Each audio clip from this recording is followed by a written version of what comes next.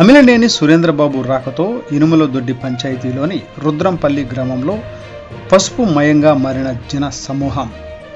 Kalyandurg news.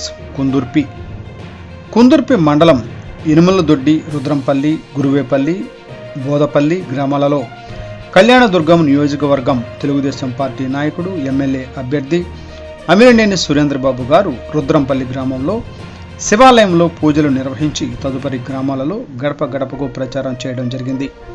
అదేవిధంగా వైఎస్ఆర్సీపీ, కాంగ్రెస్ పార్టీలను వీడి అమిలినేని సురేంద్రబాబు ఆధ్వర్యంలో 20 కుటుంబాలు టీడీపీ పార్టీలోకి చేరడం జరిగింది.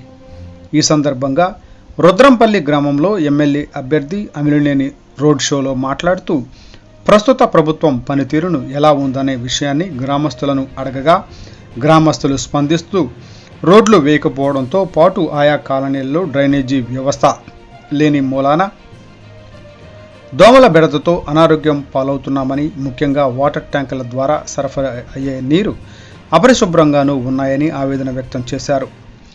దీనికి ప్రతీకగా నేను రాజకీయ సేవలో ఈ నియోజకవర్గం అభివృద్ధి చేస్తాను.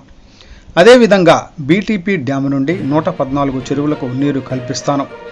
అదేవిధంగా వీర బ్రహ్మేంద్ర స్వామి దేవాలయం కట్టుకోవడానికి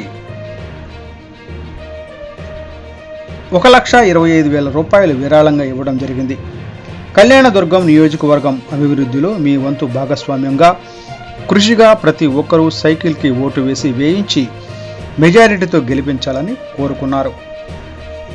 ఈ కార్యక్రమంలో కుందుర్పి మండలం కన్వీనర్ జి ధనుంజయ్య, ఇనుములదొడ్డి మైనార్టీ సెల్ అధ్యక్షుడు చాంద్ బాషా, శేఖరన్న గౌడ్, యూనిటీ ఇన్ఛార్జి బోయ ఉమేష్, బూత్ కన్వీనర్ మఠం రవి, నడిమింటి బొమ్మిలి గంగా, ఓబులాపతి గారి గంగాధర, ఎంపీటీసీ మమతా మల్లికార్జున, కురుబ రామాంజనేయులు, మహాలింగప్ప, నగేష్, తెలుగుదేశం పార్టీ నాయకులు, కార్యకర్తలు తదితరులు పాల్గొన్నారు.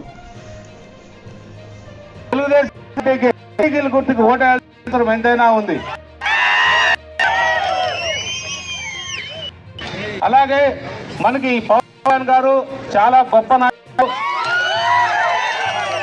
నాయకుడు. ఆయన చేసిన త్యాగం చాలా గొప్పది. ఎందుకంటే ఆయనకు 30 సీట్లు ఇస్తే బీజేపీ వాళ్ళు వచ్చిన తర్వాత ఎటు తెలియని పరిస్థితుల్లో చంద్రబాబు నాయుడు ఉంటే ఆయన వెళ్ళి నా 8 స్థానాలు బీజేపీకి ఇస్తా, నేను 21 స్థానానికే కుదించుకుంటా అంటే ఎంత గొప్ప మనసు ఆయనది అంటే లెక్కేసుకోండి.